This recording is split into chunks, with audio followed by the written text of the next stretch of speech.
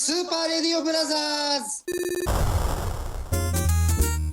It's time for the Super Radio Brothers. I think the one just had an accident. Yes, we are back. As if there was any doubt. I can't get. It's too crazy in here right now. Broadcasting from, the last couple of weeks, it's been one very strategic location within the Empire. But once again now, we are performing everywhere. That's right, man. All over the place. We just covered the doors with camouflage trees. What do I usually say, Trent? Strategic locations all across the Empire because Trent is back. Here you go, baby. And it is good to be back. Now, my question to you is, who is this other bozo you got covered? Hey, yo, bozo from the 1960s. Bozo from the night. Oh, there you go, Trent. You just jumped in a time machine. It's a bozo from the 1960s. What do you say to that? Hi, children. I have nothing to say, man. That's fantastic. Congratulations. But you know what? It's a great time. We got 3 people here in the studio. It's always it's good to be back. I like to call it a triumvirate of entertainment. I bought the shirt of the forefathers. The forefathers, Trent, but it's the Three Stooges. But it's the Three fathers, dude. Okay. It's the Three Fathers. It's the what? Hey, what do you That's want, great. man? It's the Three Fathers. They put new teeth on me. They're all over the place here. It's there's Mo, there's Larry, there's Curly. There's Three Fathers. And then there's me, Yeah, oh, okay, Four Fathers. Oh, my. It is the Super Radio Brothers, as if there was any doubt. We are back. Episode 311, monumental, because I did not think I'd ever get you guys in the same room because you clearly have an incredible dislike for one another, and I didn't think we'd be able to resolve this. Well, first of all, how can I do a show with not one but 2 Yankee fans? One Yankee. Oh, fan my God. And we're wearing wearing our Yankee hats, our Yankee underwears, our Yankee socks. You might as well just wear everything Yankee. Oh, yeah. I got Yankee armpits that I put under Yankee my hair. armpits. Oh, Lord. I've never heard of Do that. you shave it like in the shape of the NY? Are you crazy? That would be pretty cool, though, actually. Yeah, maybe for you, but not for me. Oh, okay. All right. Oh, you shave all your armpit hair, right? I have no more armpit hair. That's what happens when you get old, brother. Really? Yeah. Is that a side effect of age? Yeah, I didn't know, man. I'm going, what the hell's going on here? It's all gone. It's gone. Oh, man. Well, It's out of here. Now, well, you know why it's gone. okay. Yeah. That's- Because you're old. Yeah. Oh, no, that's not. Oh, the cancer made your armpit hair go away? I guess, man, and a little bit of my head. That's it. Wow. You took the armpit hair. That's why you have hair on your head? You took it from your armpit? I wanted to. No, I want to put hair in my chest because I don't have any. Like Austin Power. None of this is good. RC3 will be there at some point in his life. No. No, he's there. That's a hairy dude, man. That's a hairy dude. Gee, thanks, Dad. I love you, son. What a thing to say about, this is my son. He's a hairy dude. Rich Carroll is a hairy man. Yeah. Hairy? There's some hair there. All right. So you had a Super Radio redaction. Oh, yeah, on my man, Donnie W. Donnie W. Yeah, because we always go out to breakfast after practice. All right. Okay. I forgot to mention his breakfast bread. So. What is going on here? I don't know.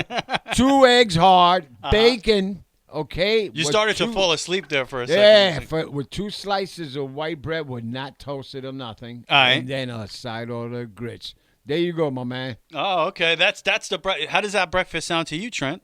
Oh man, that sounds so. I love a good 2 eggs. But 2 eggs hard, man. I got to do mine 2 eggs over easy. I love over easy with some bacon and some grits and some toast, and it just matter. Maybe add some pancakes on there too if I'm really hungry. Yeah, you heard that right, Donnie W, bro.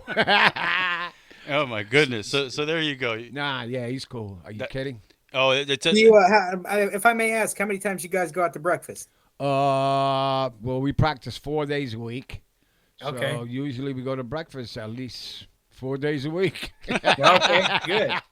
Nothing like it. Hey, I'd look forward to the practice is fun, but I'd look even more. I'd look forward to the food afterwards, man. No, the food. No, we talk We talk like hens in a hen house. You talk like that? How do you understand each other? I have no idea. Or we could talk like. What is? Oh, what are you, Klingon? You're speaking Klingon? No, I'm Klingon. When I saw my ears, I said, "Holy mackerel!" He's a Klingon over here. Very cool. Okay, so as you see, I can't get my stuff together here. It's too crazy. I'm sorry. I did want to bring up that today is National Scotch Day. So big ups to all my Scotch lovers out there. I'm a big fan of that peated whiskey. You know what I'm talking about? That Talisker, the 10-year-old Talisker. That's my stuff right there. I love it. It tastes, it's the kind of whiskey that tastes like burnt wood. I don't know. Love it. Get me a $3 bottle. I'm fine. A bottle of burnt wood. That's what I like. I'm all into that. And in honor of National Scotch Day, a very respected, and I'm very proud of the power of this show, that we were able to get a very respected news anchor on the show today, Trent, to talk about his love of Scotch on the Super Radio Brothers. Isn't that cool? Yeah, that's cool. I wonder who it's going to be. World-class news anchor Ron Burgundy on Scotch. Hey, what's up, Ron? I love Scotch. I love Scotch. Scotchy, Scotch, Scotch. Here it goes down into my belly. There you go. Into his belly. Yeah, down in. But what my love of Scotch makes me think about. And of course, world-class news anchors. You know what it makes me think about? What else? The news. Of course.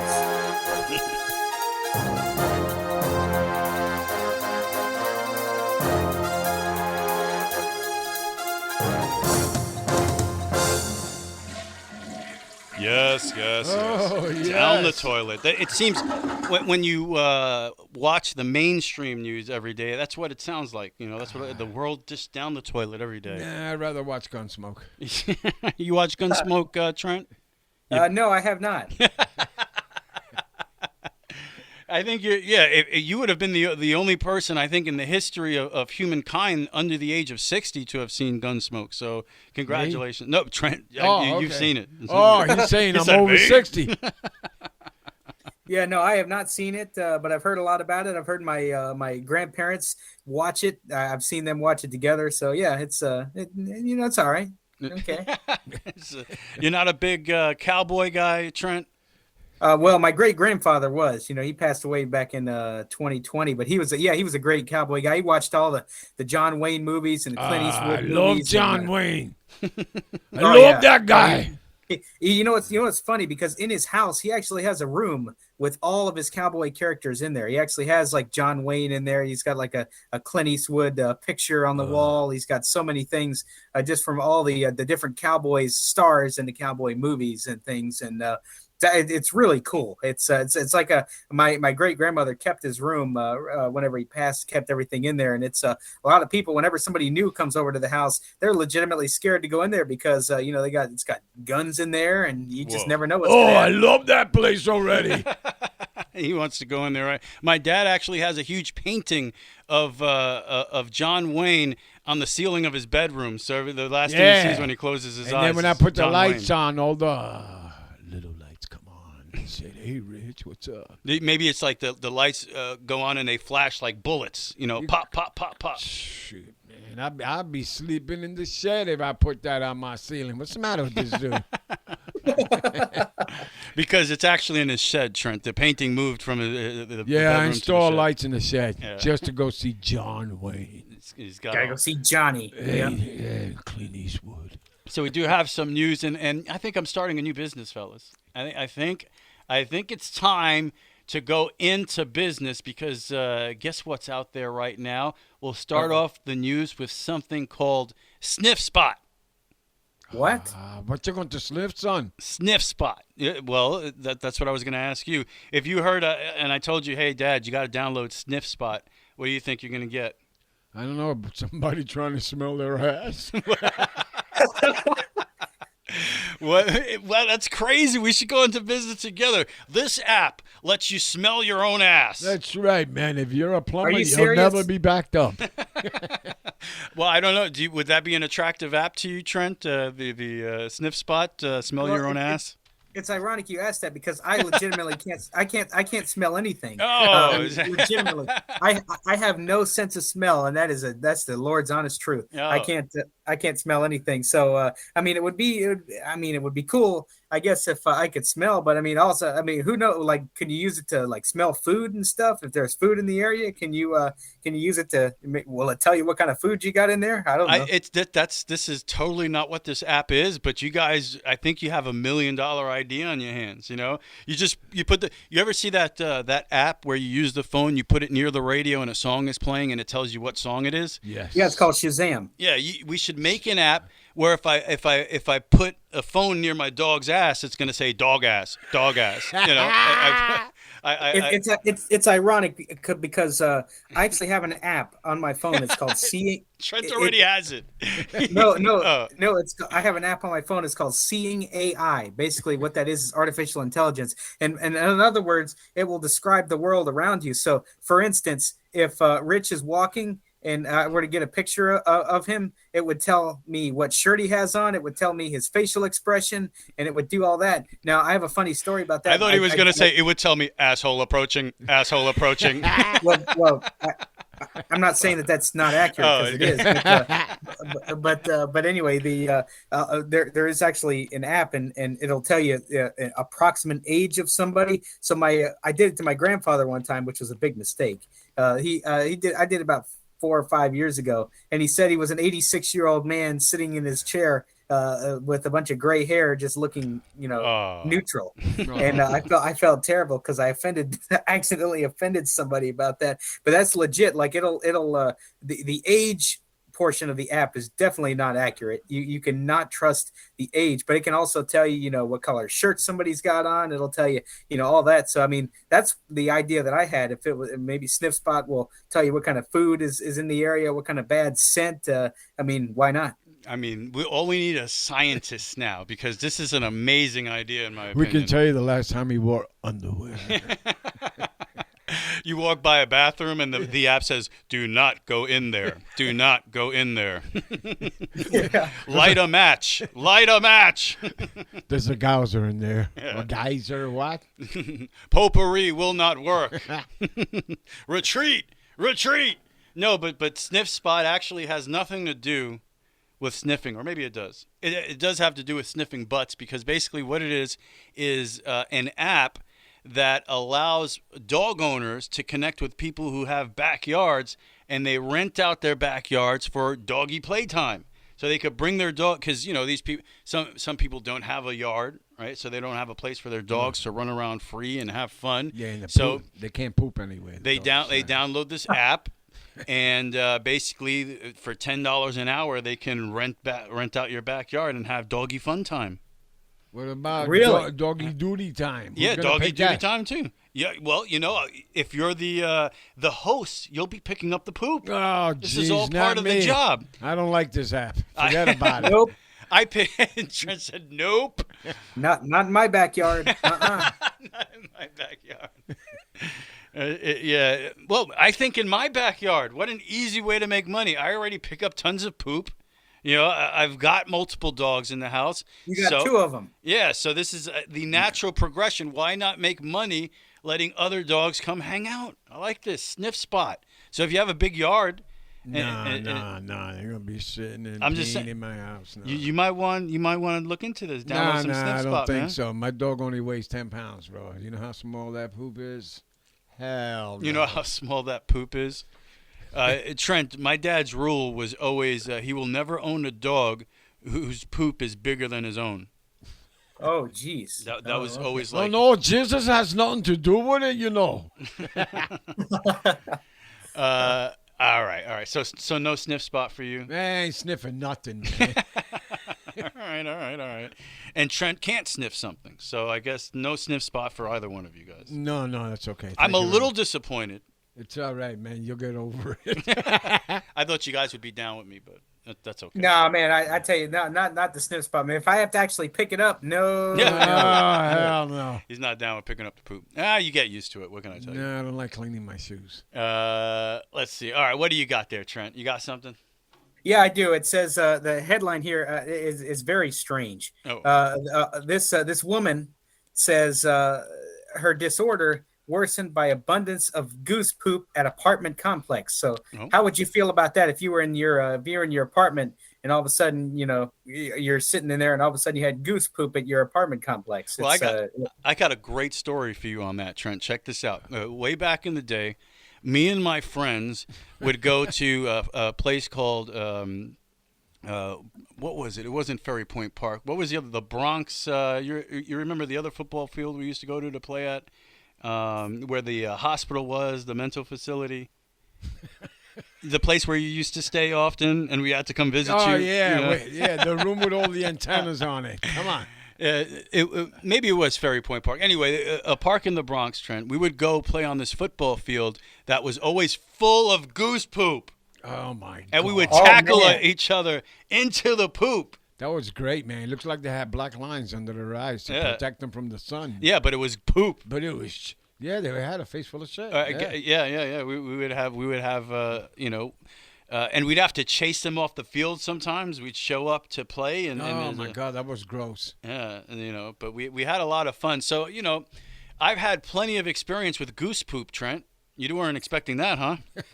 No, I was not expecting that, but it's ironic because this woman was she's living in North Carolina, and she lives near a body of water near Fayetteville, and there was some Canadian geese that were around the body of water, and basically because of the abundance of Canadian geese, I should say, she has been diagnosed with this disease. It's called like Bruna Numis or something. I honestly, my software pronounced it the way it said. You have that, Dad? What's up?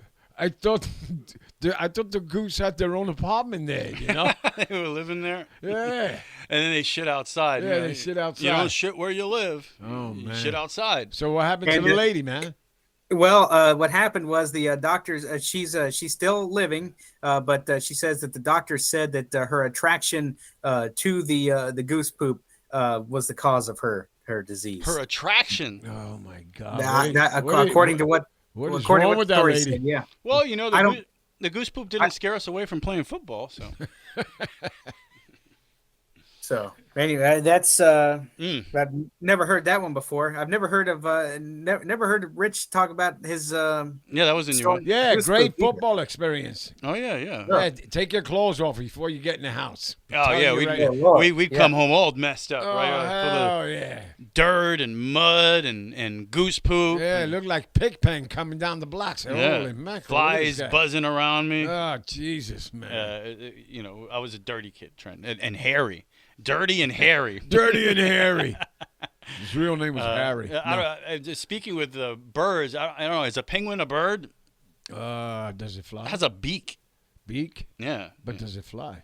It has wings. Are those things wings? So it don't fly? No. It swims. Swims? Yeah. But birds don't swim, right? Birds fly. No. So maybe a penguin isn't a bird. Ah, bloody hell. And what would it be? A bird that doesn't fly. It looks like a bird that doesn't fly that has seal skin, but it has a beak. What is that? Does that make sense to you? Well, what do they? I'm trying to envision it right now. Yeah. Yeah, let me see. Think about it. Nah, man. They just need a bow tie. They should put a bow tie on each. Well, penguin. They do kind of have that tuxedo look to them. I bring up penguins because go ahead. There's an aquarium in Tokyo. And the penguins are turning their beaks up at a new variety of fish after officials switched because of an increase in price. Everyone's cutting corners, man, even at an aquarium in Tokyo. And they're giving them cheap fish? They're giving them, they switched the kind of mackerel that they use. Holy, go ahead. Holy mackerel? It's just regular mackerel. And no, it's not holy. Yeah, it's not holy mackerel. It's right. I think the one they had before was holy mackerel, but this is just regular old mackerel. And the penguins don't like it. The penguins don't like it. So it's a cheaper variety of mackerel, but the penguins aren't biting. Even if they take it into their beaks, they spit it out. Yeah, they're like, ugh, what's that? Ah, there you go. How long they been fitting in the holy mackerel? Yeah, so they're not down with it, man. And this is because the original fish has increased in price by 30% over the last year, where it seems like just about everything has gone up 30%. Oh man, I had dinner the other night. I had a filet mignon, and my friends had me over for supper, and had filet mignon with some baked potato and some salad, and it was so good. They had to pay $34 for like 3 steaks or something like that. It was pretty bad. I mean, the other day I had a filet mignon and it cost me an arm and a leg. Literally. What's the matter with you? That's why you're limping? Yeah. It's gone. It's gone. Did you cut your arm off whenever you were cutting the steak? Was it that tough? Oh, yeah. Yeah. My arm's not good for eating. That wasn't filet mignon. Yeah. That's Rich arm. Ugh. That's disgusting.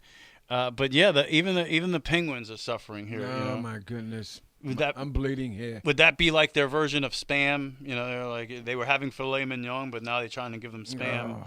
I don't know. I like Spam, though. You remember when we first got Pebbles?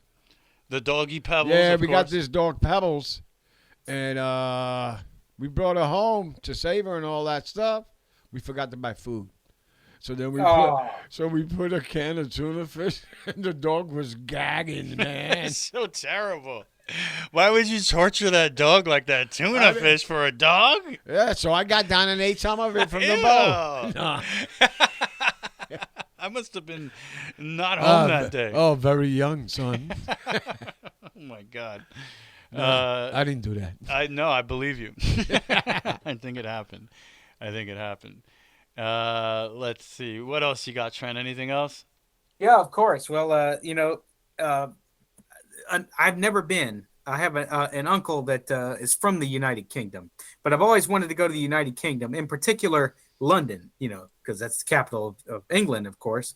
And there are several things to see over there. There's Buckingham Palace, there's Big Ben, there's so many other things, and not just limited to London, man. If I ever go to the UK, I want to go over to Liverpool and Manchester City and vice versa. But there is a specific city over in London. There's a specific landmark now that's over there that I had never heard of. It's called Wet Wipe City. Oh, yes. Now, can you believe that? Wet Wipe City. I now have my number one tourist destination in mind when I go to the UK. Yeah, I want to go see my wet wipes. Yeah. I like that. That's where they all go. Wouldn't that be a story? Hey, I'm going on vacation. Where are you going? Wet Wipe City? What's that supposed to mean? Yeah. Anyway, so apparently there were some tennis courts near this river over in London, and there were several wet wipes in the river itself. So government ministers decided, hey, instead of people using the wet wipes, leave them in there so you can preserve them, and we'll make a whole landmark out of them. So that's exactly. So what are the wet wipes? But are they soiled? This is a horrible idea. The story didn't say if they're soiled or with anything, but no, it just said flat out wet wipes. You see the kind of newsman I am? I have the right questions. These are the questions that have to be answered. It must be tubes. Because if they're soiled, I'm definitely visiting. I got to go check this thing out. No, man. I use a lot of wipes, and this must be where they go. That makes sense. I'm telling you, it does. I can definitely help them with their wet wipe city. Say that 17 times fast. No. No, but that's apparently that's a tourist destination. This was recently. This happened about June of last year, or no, June of this year, as a matter of fact. So a little over a month ago, this became Wet Wipe City. I guess became an official thing over in London. The London Times reported they were incorporated in 2021. I wonder what their town flag is. Yeah, a turd.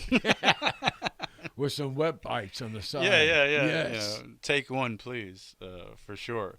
Let's see here. So a couple more things here. This is a wild story. Nothing really funny about this, just extraordinary. A woman who is allegedly being held hostage in New York City used the Grubhub food ordering app. You use that, Trent? You use some Grubhub food ordering at all? You ever use that? Yeah, we use Grubhub. I've used Uber Eats in the past. I'm still, every time I get my food, it just seems like it's cold whenever I get to use the Grubhub or Uber Eats. It's just, I'm like, you might as well just go out and get it delivered or not get it delivered, but you go out and pick it up and it'll be driven straight home. But yes, I've used it and it's worked overall. Just the only downside is I always have to heat my food back up in the microwave when I get it home. There's a good chance that the guy was eating your food too. Or going the scenic route. Oh, Just like- The scenic route. is it- yeah. If I order a cheeseburger or something, and they're like, "Oh," I was like, "Where's the burger? This, what's going on?" Oh, I ate it. He There's was only hungry. bread. What Yeah. is this? Where's the There's only beef? bread. Where's the meat and cheese? Yeah. So this woman, she was in New York City being held hostage, and she used the Grubhub food ordering app to plead for help. This just happened on June 19th, according to CNN. The unnamed woman, 24 years old, had met a man online. It's a cautionary tale here. So, Indubitably. met a man online and agreed to meet him, but she said he assaulted and raped her. He took away her phone, but he asked if she could use it to order food. So That was a smart bad guy. what did she do? She ordered food, but also added a special note, and that note was, "Please call the police, and please don't make it obvious." The restaurant, Tripper Truck Cafe, alerted police and arrested Mr. Royale. He's 32 years old, Kenny Royale, and Grubhub offered $5,000 to the restaurant owner to invest in her business as a way of recognizing her and her family for quick thinking. You need to lock that dude away. So Yeah, you're right on that. That dude needs to be away, and he never, ever, ever, ever needs Ever to come come out. and apparently she's okay, but Yeah, you not know, cool. how could you be okay after something like that? But, No, Yeah, I mean, she may be, physically okay. She may be alive, but she's got mental scars because of it. My goodness. I mean, just think of the mental impact that's going to have on her for the rest of her life. Yep, and like you said, the food was probably cold. So I'm sorry. Well, that's The food is irrelevant at this point. Yeah. I know. Well, let's hope somebody impacts him, Leave it to me to find a way to find some kind of joke in something. Oh, my horrible. God. Wait a minute. I feel terrible about yeah, myself. I know. I'm wiping my tears. That's right why my now. dad says when people ask him about his son, "Oh, my son, well, he's hairy," and they're like, "Oh, great, it's like, okay, good to know about your son." Yeah. And finally, Trent, I got one more thing here for you, and this is pretty amazing. People love their phones, except my dad. Yeah. He doesn't. It frustrates him, and he yells, and sometimes Yeah, I throws got up. the new What- phone where they're supposed to Hey, open it with what your kind, face. what kind of phone? Hey, what kind of phone do you have? Like an iPhone 12. And Oh, no. He just got it, Trent. He just Yeah. got it. So it's supposed to open up with your face, and it doesn't. It doesn't like his face. So when RC3 looks at his phone, the camera is probably broken. So he's got to. Oh, he's- my he's- goodness. Man, you nailed it, Trent. My camera doesn't work anymore. It's day one. It's day- So he's got to type in the actual passcode. He's got to do it the long way instead of looking at it and saying, "Oh, hi," and it'll open right up. Oh, and my he can God. That's use how it. you say that? Oh, hi. Oh, hi. Hi. Oh, hi. Buffy. Hey, Buffy. Hello. Would you like to go to Wet Wipe City? I don't know. Do they have teas and comforts there? I've run out of wipes, and the best place to get wipes is at Wet Wipe City. Yes, out of eating comforts. I'm going to need the white son. You eat trumpets? I don't know what I just heard. Trent, is a trumpet edible? No, I was I've never checking. eaten it. Yeah. Trent is a musically inclined individual, so he would know. Oh, okay. Yeah. Thanks. I can't say I know it that well, but I appreciate it. Man. I appreciate the sentiment. Yeah, so he says you play a bullhorn or something? Yeah, bullhorn. No, right? Trent bullhorn. plays a Yeah, bullhorn. I play drums with using drumsticks and have a nice little drum set here at home, and I play a beat on it. Well, it's not, So it's not here right I now. gotta bring my bongos here then. Oh, you guys are fellow percussionists. Yeah. He played. But, he but played neither in a one of us band. can sing, probably. No, my dad's got a Are you wonderful kidding? singing voice. Every time I sing, the dog barks in house. It's crazy. Let's see. Do you want to sing a song? Nah, I have No. You guys want You- to break you out in can- a song here? You can spare me from that. Yeah, but you got fans out there, bro. You know. So finally, people really love their cell phones, and it makes me wonder what you would do to get your phone back. For instance, if you were waiting for the 6 train on the subway, 125th Street, and you dropped it down onto the tracks, would you go down to get it? That Your sucker- brand new iPhone 12. you Yeah, just that dropped- sucker's done. I ain't going down there. So you're not like. How about you, Trent? What would you go into? Let's say a wolf's den to retrieve yourself. At least I got the train. You got the wolves, dude. Got the wolves. There's no way in the world, dude. And let me tell you something. I have my phone a lot because I need my phone for certain things. I needed to, our phone's basically my lifeline. I mean, I needed to look up the scores. I needed to, send text messages. I needed to do all that. I needed to communicate. But so many people have their phones on them all day and all night. I don't think if there was a volcano, I'd say, hey, look, my phone's gone. I'll just deal with it. Phones can be replaced. Lives cannot.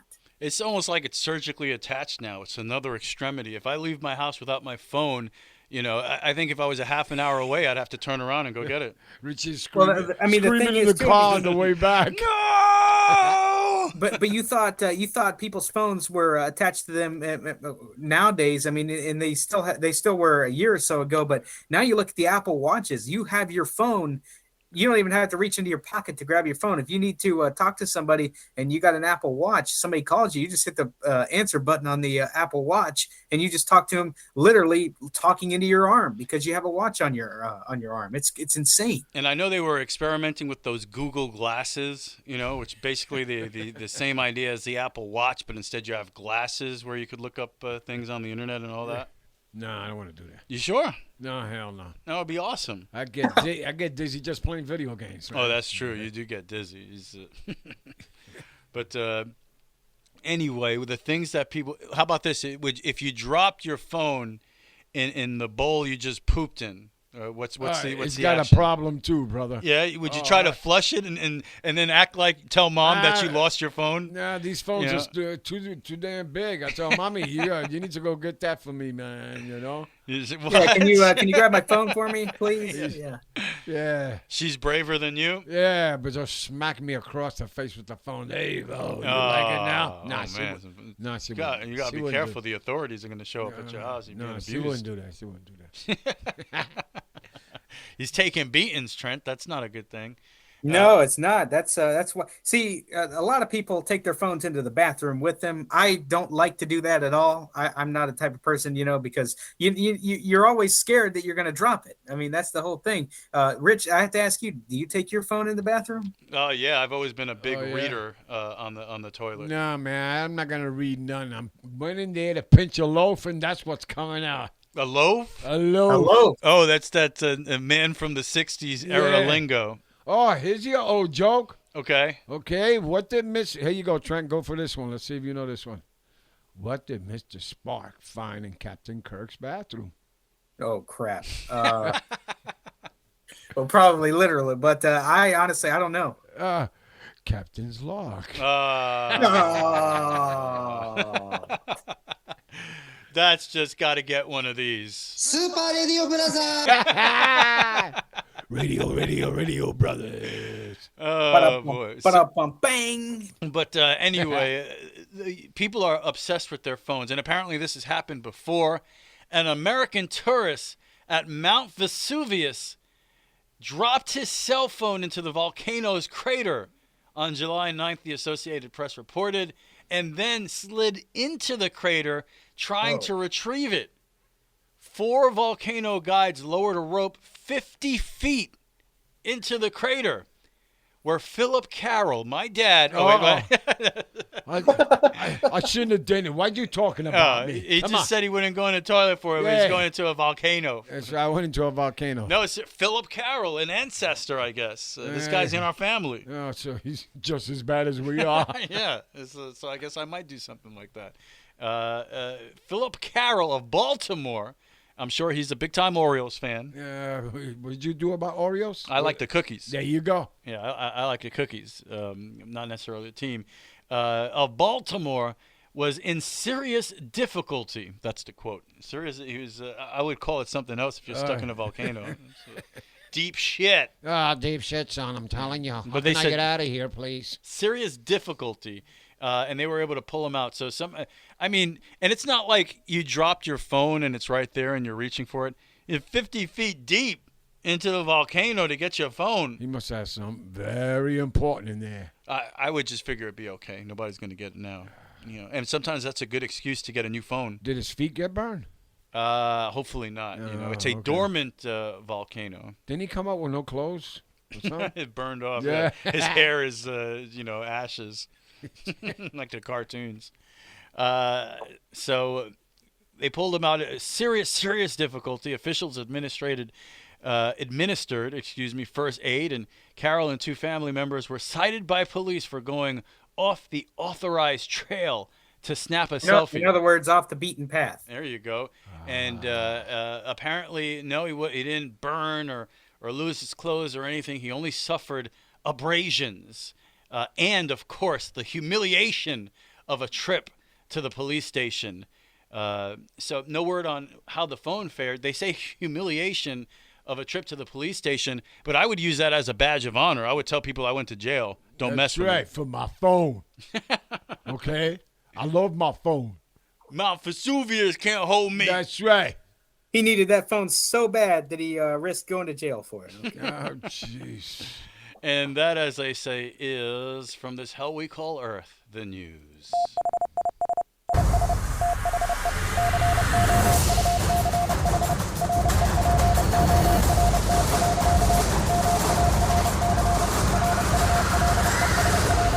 Super Radio Rundown. Super dramatic there, of course. Interesting stuff there. Let's see. What's big in movie theaters? I always love to play this game where dear old dad every week, you heard about his love of John Wayne, and he's wearing a Three Stooges, the forefathers of comedy, the Three Stooges. Yeah, baby. And, he loves Gunsmoke and John Wayne. Oh, my God. Wyatt Earp. Can't forget about Clint Eastwood. You can't forget about Clint Eastwood. He was in Rawhide. Rawhide. Yeah, in the 50s. That's where he started. I'm more of a for a few dollars more type of guy. That's my and Dirty Harry, of course. Oh, you feel lucky, punk. That's the good stuff. But I always I think it's the same 5 movies from last week. But top 5 movies. Did you see Thor: Love and Thunder? No. Did you see Minions: The Rise of Gru? Let me tell you, no. Oh, I know you saw Where the Crawdads Sing. No. And Top Gun: Maverick to round up the top 5. No, man, I get dizzy just looking at the planes from the ground. Oh, so no, I haven't had a chance. I've been too busy, man. You got busy looking at planes from the ground? Oh yeah, you got gotta dizzy? see. I don't know. Every time I walk out of a store, I'm cracked with the neck up in the air, and everybody's coming out looking up. They go, "What are you looking at?" I said, "No, my neck hurts." It's a bird. It's a plane. It's Superman. Superman. There's a super dog movie coming out this week. Yeah, I like to Crypto. go see that. Yeah, you gonna go watch that? Oh, hell yeah. Crypto is bad. I think it's called Super Pets, right? Oh, With yeah. Dwayne The Rock Johnson. I'm taking my dog to the movies. Yeah, we should take the dog. Yeah, that'll be great. That would be amazing. Yeah, your dog should probably eat mine. Yeah, it'd be fun to watch. It's not. Yeah, That's not fun to watch. We'll have popcorn and they'll have Lakota. Oh, little jeez. My dog only weighs 10 pounds. His weigh what? 70, 80 pounds each? No. Right now, Freya is at about 60 pounds, and the puppy is already 27 pounds. Holy mackerel. Imagine what comes out from the back, Jack. But he looks way smaller than that. He looks so tiny, He's a cute dude. He's a little Hey, how's Freya enjoying the puppy, by the way? Not so much enjoying the puppy, but now she's starting to tolerate him. She's cool with him. He gets too puppy sometimes and gets in her face, and she's like, "What are you doing? Look at this guy." He goes, "I'm Odin." She kind of gives him the look, like, "Get the hell away from me." I'm like, "Calm down, Freya." But she's shown a lot of improvement. One of the crazy moments the other day, we were playing in the backyard. I got them both off the leash, and Odin, who's the puppy, just goes crazy, running around like a nut job, fetching the stick, the whole thing. But at one point, he really lost it. He's flying all around the yard, and Freya's just kind of chilling, standing there, and he goes running and flies right into Freya. And I thought she was going to kill him. But she kind of just stood there and looked at him and walked away. Yeah, she says, "I've been there, done that already." Because she was walking, and he just ran right into her. I was like, "Oh no!" But she kind of just, walked away. Oh, so he probably bounced off of her. Yeah, he right? bounced off of her pretty good. Oh, there you go. That's when she stood her ground. And she's starting to let him, he kisses her on the Yeah. face now. So it's, work in progress. It's getting better. It's getting better. Let's see. A couple of things here on the rundown other than, of course, Nope comes out this weekend. I'm looking forward to that. Are you going to see it? Nope. There you go. Yeah. Nope. That's what I was Nope. Nope. waiting for. You see, you know what I do? That's a comedy expert. I served it up on the tee, and you knocked it out of the park. You know what I mean? Right, man. Yeah. But- I like the Rays offense right now. I mean, Uh, yeah, I knocked it out. Oh, wait, yeah. We'll get to that, of course. But yeah, I really dig. I talked about it last week. Jordan Peele's vision. I dug Us and I forget the name of the other movie he did now. It's not popping in my head. Let me see here. Let me see if I could get that for you guys here. But Nope is his new movie. It seems to be a UFO type of movie, but you're not going to go see that. I'm kind of shocked. Yeah, so am I. It looks so good. It looks so freaking good, but you don't like it. You don't like Well, it. I got to see the other ones first before I see this one. So let's see. He did Get Out in 2000. Oh, I saw 17. that on. Did you see Get Out? Yeah. Get Out is crazy, Yeah. right? It's pretty insane. Yeah, I had to put the lights on. Get Out was cool. Before that, he actually did a comedy, Keanu, with the cats. I think. Remember the kittens? It was a comedy movie. But then he got into doing these Twilight Zone type horror films, and he did Get Out, which was really good. And he also directed Black Klansman, which was awesome. Oh, that was a great movie. Really great movie. He directed Us, which is a bizarre horror trip. It's really good. So I dig his work. I love everything he does. And Nope is the latest installment. And I really get into directors sometimes, like Tarantino, comes to mind. I like John Ford myself. John Ford. I thought you were going to say Clint Eastwood. No, well, yeah. Well, right now, best director. I like the Coen brothers, a lot of Yeah. their work as well. The Big Lebowski, movies like that. Forgot about it. I love that movie. Burn yeah. After Reading, So I get into certain directors, and in the modern age right now, I think Jordan Peele is right up there as one of the top guys. He's really putting out some. It's not just good work, but it's also very original and inspiring. So Yeah, like Stan Lee. Come on, man. and You got to put Stan Lee there. I'm actually really impressed that Stanley is like 100 years. We're talking about modern Excuse movie me. directors. You just brought up a comic book creator. Oh my God! I need a cane we're to on, walk we're on out different of here. we're on different pages here, but it's always see what I mean? See what I did there? I'm really excited to see Nope. These days, I'm often waiting till stuff is streaming because Yes. it happens quicker these days, and you get to see it at home. But I might have to get out to see Nope because I would have to say he's probably my favorite modern director right now. And by the way, I am extremely impressed that you saw Get Out and Black Klansman. Yeah. Very, Are very, you kidding? That was I just very impressed that you've seen those movies. It's great. Those are two big time things on the rundown. Comic book fans know Neil Gaiman and Sandman. The Netflix show is coming out, written by Neil Gaiman and produced by DC Comics. Sandman is a fantasy drama based on the comic books released from 1989 to 1996. The main character is one of the 7 endless dreams called Dream, as well as Morpheus. Mixing mythology, history, and horror together is one of Gaiman's specialties. And he's a truly fantastic writer. And one of the things that stands out about The Sandman is that it was the first comic book graphic novel to win Book of the Year. That's how excellent and how much, how great it was and how it really blew people away at the time in 1989. And the people, I guess, in the book industry were so outraged in literature. They were so outraged that a comic book won Book of the Year. The next year, they put a new rule in that comic books couldn't win. So, Oh yeah. yeah. So anyway, that he's It didn't put you to sleep because it was called a and Sandman, he's right? that's kind of the point. Yeah. But he's he writes novels as well. He's a prolific writer. So usually these shows aren't as good as the source material, but Netflix does a pretty good job with that. So I'm definitely interested to see what they can come up with. And from what I understand, Neil Gaiman's been involved in the production there. So I'm looking forward to that. Lock and Key Season 3, another comic book show on Netflix. Really enjoyed the first 2 seasons. That's coming out on August 10th, right around the corner.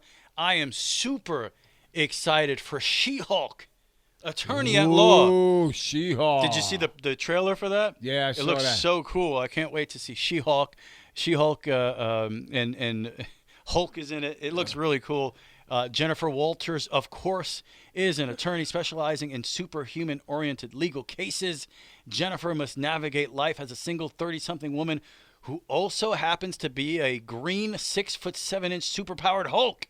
Oh, that means she gets the bad guys. And pretty interesting, most of these Marvel shows have been 6 episodes. She-Hulk is actually getting 9 episodes, so that's really, really exciting. She-Hulk Attorney at Law will become a host of MCU vets, including Mark Ruffalo, of course, as he's going to be Smart Hulk, like in the last Avengers movie. And Tim Roth will reprise his role as the Abomination. Benedict Wong as Wong, of course, from Doctor Strange. So there are going to be a lot of big-time Marvel characters jumping in on She-Hulk. So especially for me, you could check out my videos where I gave you my reviews on Moon Knight.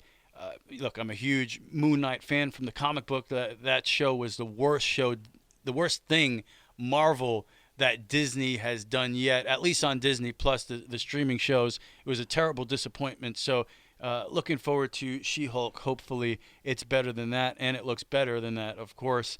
A lot of things announced at San Diego Comic-Con this week. A lot of news. San Diego Comic-Con, the biggest comic convention in the country by far. List here of Marvel shows and movies coming out. A lot of revealed projects like Wakanda Forever. We've heard about that. Ant-Man 3. Yeah, that's in November, right?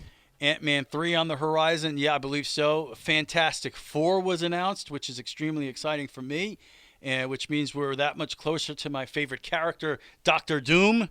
I thought you liked the stretchy guy. He's cool. Oh, the thing. Oh, they're all great. Secret Invasion, spring 2023. Guardians of the Galaxy Volume 3, May of 2023. As far as the shows, Echo coming in 2023. That character was introduced in the Hawkeye series. Loki Season 2, the summer of 2023. It's all right around the corner. Blade will be coming back. Oh, I can't wait. November of 2023. Ironheart, which is basically a teenage girl who's Iron Man in 2023, the fall of 2023. And Agatha, Coven of Chaos, her character was introduced in the Wanda show. So, did you see the princess yet? The princess? Yeah, she kills everybody, man. I have not seen the princess. You have to see that. I think it's some kind of superhero movie, too. Morgan Freeman has a new movie coming out, Oh, my. Paradise Highway. So that's pretty. I haven't seen Morgan Freeman in anything in a while, and he plays an FBI agent who. Oh, no. It's a thriller set in the trucking industry and human trafficking and all that. Oh, I have to see that. You know I like trucks. I like trucks. I like trucks. You know, Trent, did you know my dad likes trucks? I play with them with No, both I hands. did not. I play with them with both hands. What? I got one in each hand. You have a truck in each hand? Yeah, I love it. All right. Well, that's true, Trent. Children would play with toy trucks about 90 years ago when my dad was a child. 90 years ago now. But kids these days, do you know what they do these days? Yeah, Play video games. Thank you, Trent. Video game. Yeah. Hey, let me ask you something now. I got on your son whenever he first played that for me the first time. Yeah. Yeah, he played a video game. Yeah. Yeah, but that's what he sounded like when he was a kid. It's exactly what I sounded like. Yeah, Mom give him his food and he go to the room. Go to cluck. Video game, video game, video game. Oh man, that's great. See, now, what were the thoughts that whenever you first heard that intro for the first time ever? What were your thoughts that went through your head? Who? What? Me? Your dad. Oh, I thought you were talking to me because I did it. So. Yeah, I know. That's why it was sucked. But I mean, Thanks, Trent. Well, you have to be there when we were listening to this stuff. I did it. Yeah, that's why it's terrible. yeah. Proceed with your thoughts, Dad. Oh, dude, after he played video games and he played his guitar, man, it was great, man. I'm telling you. Man, he's multi-talented, huh? Oh, yeah. So what did you think the first time you heard that intro? That was like the greatest thing I've ever heard. You see, I told you, Trent. Now there's a proud papa. There you go. You know. I love it, man. Oh my I need goodness. that on my phone. Yeah, right. Can you imagine that? Yeah, That's it. That's it. Yeah, he recorded it so that he can listen to it every morning. That gets him pumped up every day. Oh, that's what he wakes up on the clock, right? Yeah, that's my alarm clock. Yeah. Yeah. And I get up and play video games. Let's see. What do we have here? So last week, Trent wasn't here. I don't know if you heard it, but I brought up a game called Stray. Yes. About a cat Yeah. underground trying to get back to the surface and runs into some robots and stuff. Oh, my. Sounds like the most ridiculous game ever, right? So is it? And I was thinking that no one in their right mind would ever play a game like this. Apparently, 55,000 players? Are you kidding? apparently, I was wrong. I was wrong. Almost 63,000. Not the first time, won't be the last. Oh, dun. Trent, you know that I'm right at least 99.7% of the time. 0.7. That's why I said there's a 0.3. There's a wiggle room there. Oh, watch it. I'm so sad right now. He doesn't believe in me. I'm always right. I know I am. Here's my handkerchief, kid.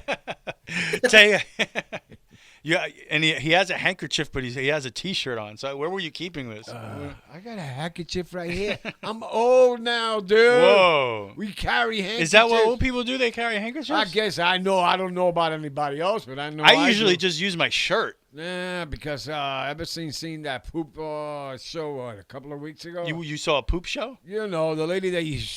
Oh, she taught you how to take a poop in the take woods? A shit in the woods, you know? Yeah, that Come was on. good. That was good. So now you just carry a handkerchief? Yeah, it's just in case, man, to clean my fingernails, you know? Ah. That's not good.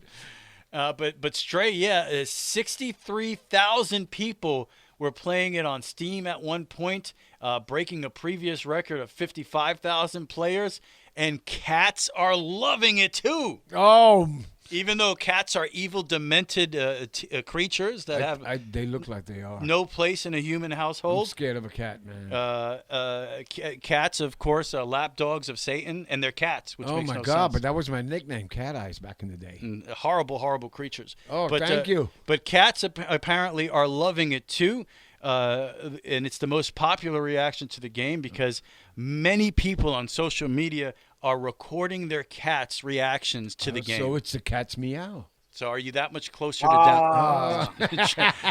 I was going to ignore that, but Trent gave it to you. Okay. So, You're welcome, man. Hey, that was great. I enjoyed it. Yeah, he knocked that one out of the park. He walked right into it. So. So if you're are you a PS Plus premium subscriber, Dad? Should I say it? Yeah. No. Well, it's free for anyone who has a PS Plus. Well, you got to premium come over and membership. put what kind of PS? A PlayStation. That's a No, PS. I know what a PS is. PS, I love you. I love you, baby. It's a Beatles reference. I see that. Oh, I love you. Yeah, yeah, yeah. Oh no, keep going, bro. No, keep if he keeps going, I'm going to run away. Yeah. Okay. And one last thing, pretty interesting here. This is a terrible news for anyone who really digs technology and a lot of these devices, because prices are going up. You know about the semiconductor shortages and how much cars cost and how impossible it is to get a PlayStation 5 and the new Xbox and all Well, that. I still have 4. Well, MetaQuest 2, which is a VR headset, MetaQuest 2 is getting a $100 price increase next month. So if you're in the market for a MetaQuest headset, you better buy it now. I don't need that. I'll break everything in the house. Are you kidding? VR is pretty cool. It was better than I thought. It's pretty amazing. Meta has announced that it will be increasing the price of its MetaQuest 2 VR headset starting next month. From August 1st, the price of the system will rise from $299 to $399 for the 128 gigabyte version and $399 to $499 for the 256 gigabyte version. In a tweet, MetaQuest's official Twitter account, the company explains the reason for the price increase is so that it can continue investing in moving the VR industry forward for the long term.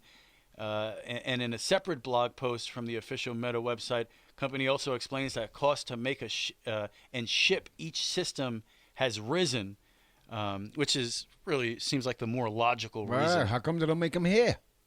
No, that's there you go. You should run for president. That's now. right. You got to make that here. Make it in America. Trent already said not in my backyard, so you're gonna make that chip here, man. Make it but yeah, there you go. So and everything's going up, so it's not shocking when you see something like that. You're telling me, man, I'm losing weight here. What? Nothing. Oh, you're not eating. I get it. You're so slick with that, man. Yeah, I have a sandwich for 3 days. You got to see me taking a bite every For day. 3 days? Oh, yeah. That must be a big sandwich. Oh, yeah. No, well, a bite in the morning, one in the afternoon. And you share it with Lakota. Yeah, with the dog. Come on, start at the other gun. And then you kiss like in Lady in the Tramp. Oh, yeah, I kiss all right. You don't kiss the dog? Oh, hell no. Why not? No. Well, that ain't happening. Well, in a way, no, maybe I shouldn't say that. Say it.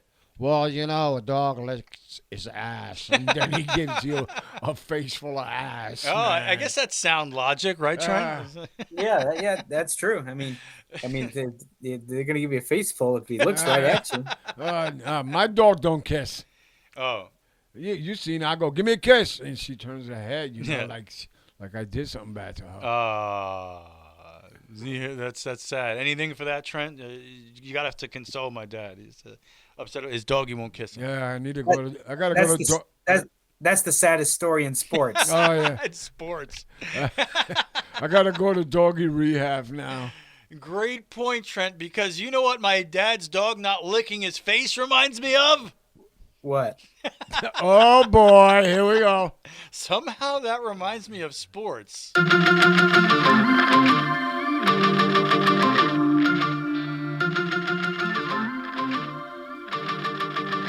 Yeah, Super Radio Brother Sports. Oh my goodness, I'm excited about this segment. Trent, go ahead. You can take it away. Well, we normally start. I'm just gonna stop the music there.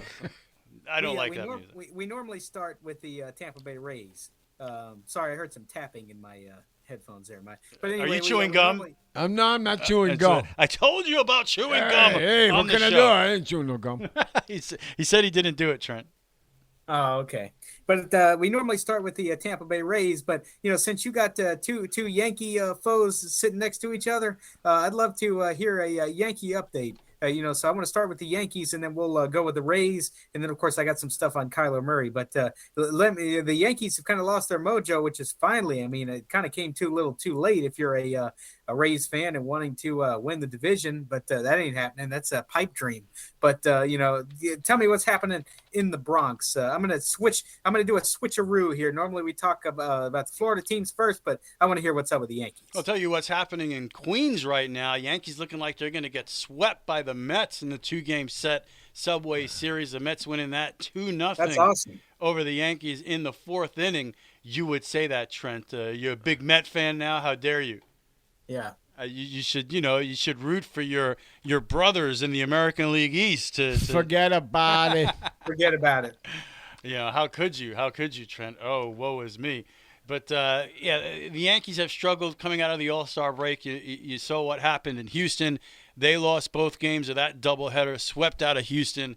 Then they take 2 out of 3 against Baltimore over the weekend, which, is somewhat impressive. when you consider the fact that Baltimore had been playing extremely well, 10 straight wins, got themselves back into the playoff conversation. So you go out and really, if you're a Yankee fan, you think you should have won all 3 games, because the middle game you had Garrett Cole starting, he has a 3-0 lead. You blow the 3-0 lead and you end up losing that game. So you take 2 out of 3 against Baltimore over the weekend. You lose the first game to the Mets after you were leading that game 2-0. Yankees can't hold a lead right now. The pitching staff has hit a wall. They've lost 4 out of their last 6 road games. So the road not so kind to the Yankees right now. And the second half of the season hasn't been kind to the Yankees at all. I said that last week about the second half. Watch it, man. You got to be cool with that. And his injuries as well. You know, one of their top relievers, really, who's been their setup man in the 8th inning in Michael King. Yeah. He broke his elbow fractured his elbow throwing a pitch. How do you do that? So crazy. He's out for the year, which is a huge loss for the Yankees. Now it's that much more important for a guy like Aroldis Chapman to find himself. I can't trust that dude, and be a part of the bullpen. You know, you hope that Loaisiga back in the fold here can return to the form where he was one of the best relievers in baseball last couple of years. That hasn't been the case this year when he's been in there. So those guys all of a sudden get a lot more important with the loss of King, and all of a sudden Giancarlo Stanton, he Achilles, he's out. Plays the first game in the Baltimore series. They say then he's out in that second game, and you figure, okay, out of the All-Star break, you give the guy a break. Then all of a sudden he doesn't play the third game, and you're thinking, well, what's going on here? And then the announcement, 10-day IL, the Achilles injury. Who knows? You really got to wonder about that. The guy went out, participated in the All-Star game, and then he went 0 for 12 when he came off the All-Star game. Right? So got the and was terrible. 0 for 12 has been awful since the break, and now he's injured. So, and he's a huge part of the Yankee offense. That's a big time loss. Oh yeah, they need to get 3 guys out of there, and you know who they are. Well, yeah, and what a joke in that first game against the Mets that you would pinch hit Isaiah Kiner Falefa. I know the guy has 0 home runs this year, but you come back to me, Boone. What are the Yankees doing? Pinch hitting Joey Gallo in the 8th inning. It's going to be an automatic strikeout anyway. You're looking for a home run there. The guy only has 9 home runs. He's hitting 167. You don't pinch hit anybody. Nah, he has to for go. A guy hitting 167. I think Donaldson has to go. He's been pretty awful too. He's solid on the Hicks field. has to go. Hicks has played better, but plus you're not going to replace all those guys. I think Hicks has to be in the fold, but there's no way Donaldson is going anywhere. So you just have to rely on, and at least Donaldson will give you a solid third base. But Gallo cannot be on this team anymore. He's got to go. And you further get you start hearing, well, the Yankees aren't in it for Soto anymore. Okay. But then you hear Yankees aren't in it for Castillo, which is ridiculous, especially when you see the Yankees should be moving heaven and earth to get another starting pitcher of that caliber in here, because right now, after Garrett Cole, Nestor Cortez, to me, he's more of a 3-star, but Jordan Montgomery's terrible. Oh. I never trust a guy in a big game. Every time I see him against any quality opponent, he gets smoked. I don't believe in Jordan Montgomery. Severino, of course, is already injured. He's out. So the Yankees need another starting pitcher in here. That's for sure. And you're going to tell me, okay, so you're not in it for Soto. You're not in it for Castillo. You're not in it for Benintendi. What exactly is this team going to do? I don't know. Like, you wish the boss was still here. If Steinbrenner if George was still here, there is a Steinbrenner there, but unfortunately it's the wrong one. If George Steinbrenner was here, a year like this, it's guaranteed all 3 of those dudes would be Yankees right now. Oh, right now. All 3 of them. They would have been made. The trade would have happened already. Soto would be on the Yankees. But for whatever reason, these days, they count their pennies. That's what Hal Steinbrenner is all about. To me, if you want to run the Yankees like that, you should sell the team. Maybe it doesn't belong in the Steinbrenner family anymore. And this is the season where you're really going to see what they're about. Because if the Yankees go to the bargain bin at the trade deadline, when you're having this kind of season, then they're never going to go for it. They're not going to go nowhere. So Houston's going to beat them anyway, probably. And that's and that's why maybe that's the whole point. The American League, the wild card race is going to go through Houston. I truly believe, and not the wild card, but the playoff. The race, pennant, the the pennant goes through Houston, no doubt. But that's why I think this also might be a good thing, because you get that false sense of security if you keep playing well, to keep running Joey Gallo out there. Why is Joey Gallo at 167 still getting at bats? Because they have a 12-game lead in the division. But if you start losing games in July, and by the way, to lose your mojo, now is the right time. Get all of that out of your system now so that you're ready for October. But, the only reason a guy because if the Yankees were in a pennant race right now, Gallo wouldn't be on this team anymore. No, definitely He not. wouldn't be getting at bats, but you could keep throwing him out there because you have such a big lead. To me, any sense of security they had. It's dwindling down. Any sense of security they had, needs to be out of the window with this start in the second half, losing the 2 in Houston, losing to the Mets. You have to realize that you have to make moves to make this team better. They're not good enough. So the old Yankees, they're making big-time moves at the deadline. This team, this front office, we'll see. Yeah, we'll see in the next by next week. Yeah. That's the trade deadline's about on the 2nd or something, right? 6 days away, August 2nd. Yeah. So. Oh boy, here we go. There you go. And that's what I have to say about the Yankees. You got anything else to add to that old father of mine? Are you crazy, man? You said everything about Gallo's got to go, son. Don't make me sick. Don't even say his name. And the relief pitches.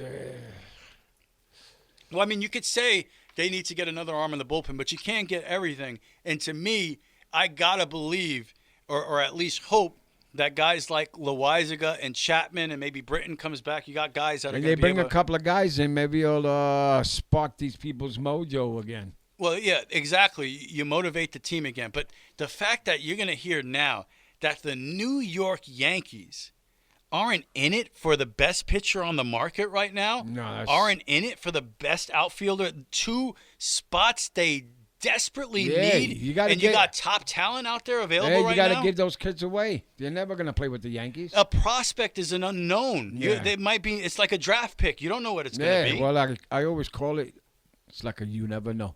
So, I mean, you never know. You never know. You never know. Well, the Tampa Bay Rays, on the other hand, let's switch back. The Rays, before the All-Star break, they had a fantastic run. They started, first of all, what was not fantastic, they got swept by the Cincinnati Reds, who are in last place in the NL Central. So it just shows you that's baseball. It's not who you play sometimes. It's when you play them. That's baseball, Susan. Oh, yes, right. it is. I know you had to put that in there. Thank you. So the Rays, before the All-Star break, they had a 7-game homestand. They swept the Boston Red Sox, which I think that definitely made them look good after Toronto beat them 28-5 on Friday. That was the highest scoring game. Oh my goodness! An inside the park home run. Are you kidding me? Inside the park grand slam. Yeah, grand slam. Excuse me, in that tiny park. I was watching that game, and I was watching the Rays game, I should say, and they said, "Hey, I think the New England Patriots are playing because they're beating so and so 21-3." Are you kidding me? I said, and I had to look that up. I said, no, Rays announcer Dwayne Stats had to have been reading that wrong. Nope, sure enough, I looked it up and it was right on the money. 28-5 on Friday. But anyway, that's beside the point. The Rays ended up having to come back and beat the Red Sox a few times in that contest, but they ended up doing it. They finished off a 6-1 homestand too. They took 2 out of 3 from Baltimore, but after the All-Star break, the Rays have been starting out kind of sluggish. They ended up beating the Royals though on Friday, and everybody was so excited. They were going, okay, the Rays have come out with a little pep in their step. They've had 4 days off. They've got Brandon Lau back off the injured list. Of course, he was replaced on the injured list by another injured player, one Harold Ramirez, who's got a thumb issue that won't be back for another couple weeks. So basically, everybody contribute up and down the lineup against the Royals on Friday night. But then they lost 2 out of 3 to Kansas City. Saturday, they had the chance to win. They couldn't do it.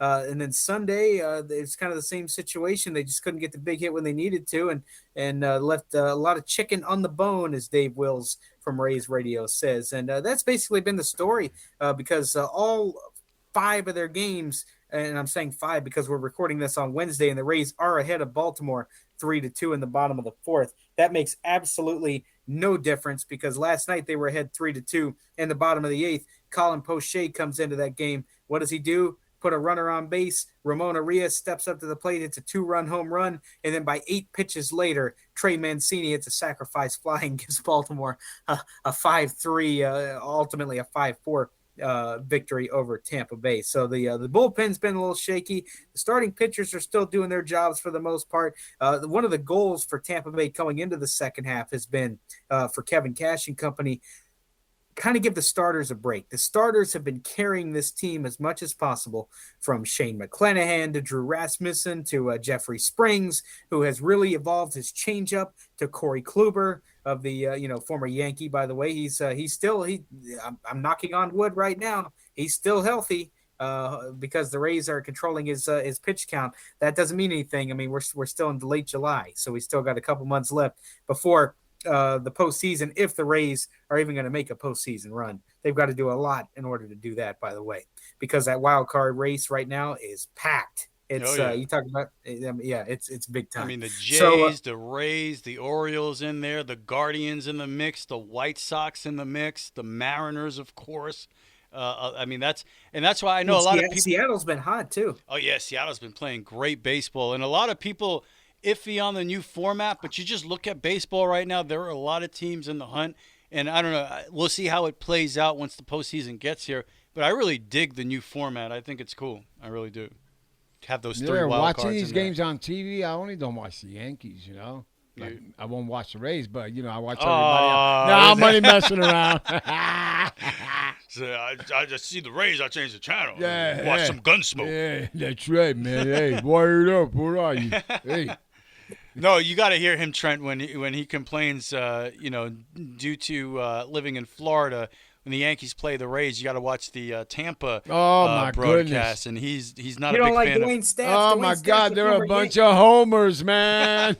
a former Yankee broadcaster, man. Yeah, that's what I tried to tell him. Yeah. Yeah. Well, he must have been on when I wasn't listening. You were. Oh my goodness. He always complains. I gotta listen to these guys. I gotta listen to these guys. Yeah, they're awful. But what? But anyway, those are your guys, Trent. The Chicago, the Chicago White Sox were the worst ones to go. Oh yeah, the White Sox broadcast is rough. Oh, that was they're horrible. No, I'm not saying. Oh, that's not good. I was not saying the Rays guys were horrible. I was saying that's what your dad's thinking whenever they're watching. He's watching the Rays. Yeah, no, that's true.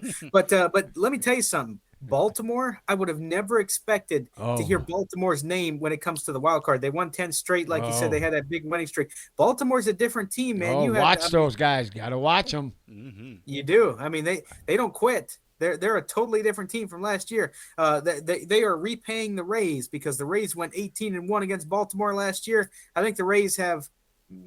I think they're right around 500 against them this year. So they're basically Baltimore saying, "Not in my house this year," because Tampa Bay has not been playing well. So, and speaking, Rich mentioned the Cleveland Guardians. The Rays do play Cleveland coming up this Friday through Sunday, and Saturday. The Tampa Bay Rays are wearing their old Devil Ray jerseys, so that might be cool for a little Saturday afternoon baseball, having a little bit of their old kind of style, and then they play a 2-game series on August 2nd and 3rd before headed back out on the road. So look, the Rays are still dealing with injuries. Kevin Kiermaier is done for the season. We heard. No, I like that kid. I know, I do too. Kevin Kiermaier is done for the season, and they also have another guy that's done for the season as well. So they're shutting down Mike Zunino and Kevin Kiermaier for the season, and those are tough blows. Kiermaier just can't he can't catch a break when it comes to injuries. Yeah, he always gets hurt, man. So what do you think? They're throwing in the towel? For the Rays? Yeah. No, the Rays are right there, man. Yeah. Okay. They're right there. Their issue is they have to go back to winning series, and it works out well because this month's almost over. August and September, let winning series be your goal. And number 2, don't play down to your damn competition, because that's been the Rays' issue this year, has been playing down to their competition, making bad base running mistakes, which thankfully they've kind of eased up on just a little bit. They've been known for pitching and defense as of late. That's been their identity. Not this year. They've been subpar at that. So I'll give you that on the Tampa Bay Rays. Now, just one other thing when it comes to sports, I need to ask you. Kyler Murray just signed a contract with the Arizona Cardinals, but I need to ask you about one specific aspect of it. Maybe Rich Carroll, maybe Rich will the RC3. Which one are you talking about? There's a couple of. Hey, yo, what are you talking here? Yeah, RC3 will benefit from this. Oh, the handsome one. Okay, yes, Trent. Okay. What do you want to ask? I'll never look at myself again. No, not handsome in my eyes. Oh, man. But anyway, the fact is, Kyler Murray has a weird clause in his contract. First of all, he's going to be with the Arizona Cardinals for a little while, but they're making him study film for 4 hours per week independently. Okay, so I mean, I guess this doesn't include the team film studies. I guess this is Kyler Murray specifically studying. Now, I've never heard of this being added to an NFL contract, because you would think if you're in the NFL, you're going to study anyway, because that's how you get better, right? Yeah. I mean, it's kind of like Rich RC3. He would have to read a book about radio once per week for the contract that he signed. You never know. I mean, I don't know if he would. I don't need it in my contract to read. I want a book that talks back. I only like books with pictures. Yeah, I like pictures. That's my favorite. Don't talk to me. I'm reading my picture book. Well, maybe they want him to study himself on the field, Yeah. Yeah, look at me running the other way, so I should run this way. Oh. Well, yeah. Run this way, run that way. Yeah, I'm running the wrong way. I see a lot of these quarterbacks this year, they veer off of some of the receivers too quick, Oh, they take off, they start running too fast? Hey. Julio Jones, right? Julio Jones with the Tampa. Julio Jones, now a Tampa Bay Buccaneer. Oh, my goodness gracious. Yeah, that's pretty good. He hasn't really been himself the last couple of years. We'll see if pairing up with Tom Brady. I took the brunt of that firsthand, I should say, watching fantasy football, because I had him on my fantasy football team. I started him 1 week. Guess what? He got me nothing. I started him the next week. Guess what he got me? Only 2. Okay? So Julio Jones should not be a number 1 or number 2 receiver in fantasy football. Now, I say that now, and he could go off the wall because he's playing with Tom Brady. Jones was involved in that Super Bowl a few years back where the New England Patriots were playing the Atlanta Falcons. Atlanta had a 28-3 lead. Oh, yeah. Julio Jones caught a touchdown in that game, if I'm not mistaken. Then New England comes roaring back, ties the contest at 28, then wins it in overtime. It's kind of one of those things where Julio Jones is going to be extra pumped up to play with the GOAT, the guy who beat him. So who's that? Who knows? I'm only messing around, man. Tom Brady. Tom TB12. That's It right. kind of reminded me back in 2019 when the Buccaneers played the New York Giants in early September. Oh, yo, I don't care. Giants stink, dude. Okay. I know, but the Buccaneers had a big lead in that game. RC3, you know what I'm talking about? Oh yeah, I remember. Because that's the first thing I thought about. What, me? Yeah, you remember that? Because all of a sudden, your dad, RC, said, "Hey, can I get Trent's number?" Yeah. Remember you told me, you were like, "I gotta call Trent." I'm calling Trent over here. Hey, yo, what are you doing over there?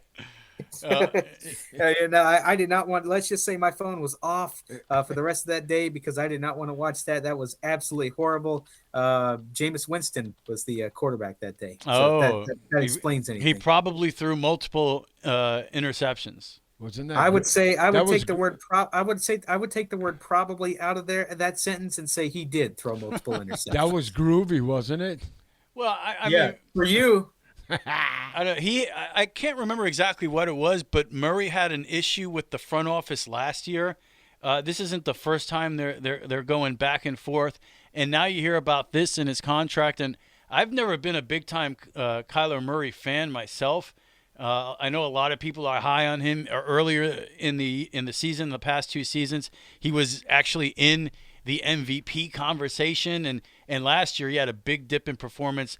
Late in the season, was absolutely terrible in that playoff game against the Rams. They lost that game on a Monday night playoff game, and so everybody was watching that game. They lose that game 34-11. I mean, just absolutely, and you'll never forget him going down in the end zone and just flipping the ball in the air, and it gets picked off and run back into the end zone. So, I mean, he was just absolutely terrible in that game. And I'm not a huge Murray fan, but there seem to be issues there. To me, if you're Kyler Murray, ultimately, though, what does he care? He got a ton of money. He's got a ton of money. Go out there, play what you want, you know, get hurt and, go sit on the sideline. If I think it's also an issue with the organization, there's got to be another way to maybe he's difficult to communicate with. I don't know what it is there, but if you feel like you have to put something like that in the contract, I'm not sure you believe in the guy in the first place. It's almost like his performance has been good enough to where if it wasn't good enough, they would move on. But the fan base would be outraged, so they say, all right, we're going to pay him. However, it's almost like let's throw this in there to embarrass him. There's got to be another way to communicate with him and help him get better. For the coaching staff, the quarterback coaches, the head coach, to get Kyler Murray, your big-time NFL quarterback, MVP candidate, in a room and say, okay, this is how we need to improve. Yeah, because it's not working, right? Yeah, well, there's got to be, as leaders of men, these coaches, there's got to be another way to get Kyler Murray to be better than to contractually, obligate him to watching film every week. It's just, to me, it's more embarrassing than anything for the organization than it is for him. Attitude, man. If he has an attitude, you don't know. So, and apparently he does. Like I can't remember exactly what it was last year, but there was an issue between Murray and the front office last year. And like I said, he had a terrible second half to the year, was embarrassing in that playoff game. So, to me, he's a guy that has a lot to prove coming up this year, and we'll see if he's able to do it. But I look at that in the contract as a sign of dysfunction in the organization, because there's got to be other ways to make him better than to contractually obligate someone to be better, right? It just makes no sense to me. It's embarrassing. They embarrassed themselves. Yeah, what? Yeah, they did. They want him to watch film, but no coach can talk to him. Why is that? Well, why are you paying coaches? Yeah, exactly. Come on, man. The coach says, Kyler, watch film. I don't need to put that in the contract. They say on TV, come on, man. It's embarrassing. It's embarrassing. They just think we are. Tomorrow's Thursday. 1 week from tomorrow, the Hall of Fame game will be here, and then we have preseason football. The first week of preseason football is on August 11th. I cannot wait. August 11th, week of August 11th, 12th, 13th, vice versa. And we can't wait for that. So many things. The winter sports will all be back before. But, man, I tell you what, that was a heck of a sports report. It's me. I gotta sit on the couch and unwind. Just one more thing here, Trent, that I wanted to get your opinion on in sports. Just making the transition from Kyler Murray. Last week, my dad and I gave our top 10 quarterbacks in the NFL right now. Spoiler alert, Kyler Murray is not in the top 10 for either my dad or me. But I'll give you our top 5. So we both had Herbert at number 5. Okay. We both had Rodgers at number 4. Now, here's where things change. You ready, Trent? We'll go top 3 here. My dad's top 3. Patrick Mahomes at number 3. Tom Brady at number 2. And the man who gloriously beat Tom Brady in the playoffs last year, I will love him for all time for it, although he's definitely not in my top 5. But my dad has Matthew Stafford as the number 1 quarterback in the NFL, so I'll go top 3 there. My dad has Mahomes, Brady, and Stafford. And my top 3, at number 3, I have Tom Brady. Number 2, Josh Allen. And to me, the best quarterback in football, there's no question, is Patrick Mahomes. So what do you think? Oh, yeah, without question. I get that. Me personally, I don't know how you could have Matt Stafford at number 1. I really don't understand that. He won. He did win a Super Bowl. I give him that, but he's been so god awful with Detroit. Whoa, Detroit was an awful team. He was guy- always putting up big numbers in Detroit. Oh yeah, but he stuck that thing under his belt. He had the right team at the right time. What thing did he stick under his belt? Hey man, you know he's. I don't think I can say that. He stuck that thing. You ever stick that thing in your belt, Trent? Oh yeah, you know I plead the fifth. you know that handkerchief. Yeah. No, that's a good list. I agree with that. Josh Allen has to be in the top 5. That Brady versus Allen matchup that I had the chance to see in person last year when the Bucs took on the Buffalo Bills and beat them in overtime. That was a fun matchup. Patrick Mahomes, he just continues to do it every year. I see nothing but good things for Mahomes this year. It's going to be weird not without Tyreek Hill. Yeah. Tyreek Hill no longer a Kansas City Chief. So who is He's he with going to throw Tua Yeah. in Miami. He's Tua. He's with your team, huh? What? to? My team? Yeah, the Miami Dolphins, no? Oh. I'm not a Miami Dolphins fan. Oh. But Rich, you shouldn't have said Hey, that. you better calm Come on. down. Them's fighting words. He don't like the Dolphins. Oh, all right, Rich. You should. I hate the Dolphins. How dare you even I bring don't them up know. here? I hate the Dolphins almost as much as I hate New England's Tom Brady. Oh, New England. Oh, you went back to New England? He should. Yeah, you should. You think? No, I don't. No, I don't want to see him anywhere near the AFC East. But one thing to say about Brady, for him to be, and I would think most people would have him in their top 5. For him to be in anyone's top 5 when he's supposed to be retired is pretty amazing. Well, the other. Yeah, it is. I mean, he's soon to be 45. He's almost a 45-year-old quarterback with so many weapons. I mean, who knows what the Bucs are going to be like this year? I don't know. I'm not getting my hopes up on Julio Jones because I don't know how he's going to play. He hadn't been worth a damn the past couple years, so we'll see what happens. But then they got guys like they got guys coming back, and we'll see what happens. In the NFL. But look, it feels so good to be talking about football, not just baseball, but we got football coming up. We got college football. We got the Florida State Seminoles. Oh yeah, we're gonna be talking about college football. We're talking about it right now. Oh, yeah. No, there's nothing to talk about right now. Wait a couple weeks. Kentucky Wildcats. I like the footballs have white stripes on them. Oh, I like the Kentucky Wildcats now. Wildcats. Yeah, that's my boys' Oh. team, man. You know, I never seen anybody so loyal to a college team. It's unbelievable. Trent You is know loyal. You know who should be loyal? People, fans of the Vanderbilt Commodores. Oh. Oh, okay. Where are they located? They are in Nashville, Tennessee. No. Uh, Oh, okay. Yeah, I heard of that team, right? yeah. Yeah. Maybe. Did we hear about that team? Vanderbilt. Oh, no, I'm not going to Vanderbilt, man. Look, I've been an avid Florida State Seminoles fan, and let me tell you, it's been several rough years for FSU.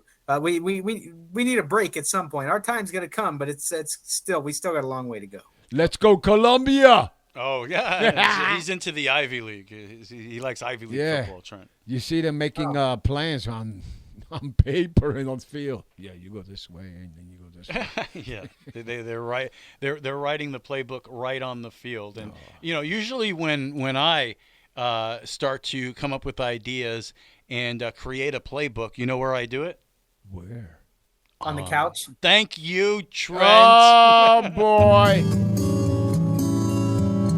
I think I need It's to do time to sit down and unwind and listen to the Couch Report. Yes. Ah. I'm just gonna go to sleep now. That was very relaxing. Right. Very In relaxing. bed sigh. What are you, a horse? That's what a horse does. I'm a centaur. I thought Trent. we were pigs last week. Yeah, we were pigs last Yeah. week. That was a good one. No. Okay. The whole end of the show is dedicated to my dad making animal noises. Yeah. Very exciting. This is a good show. This is a good show.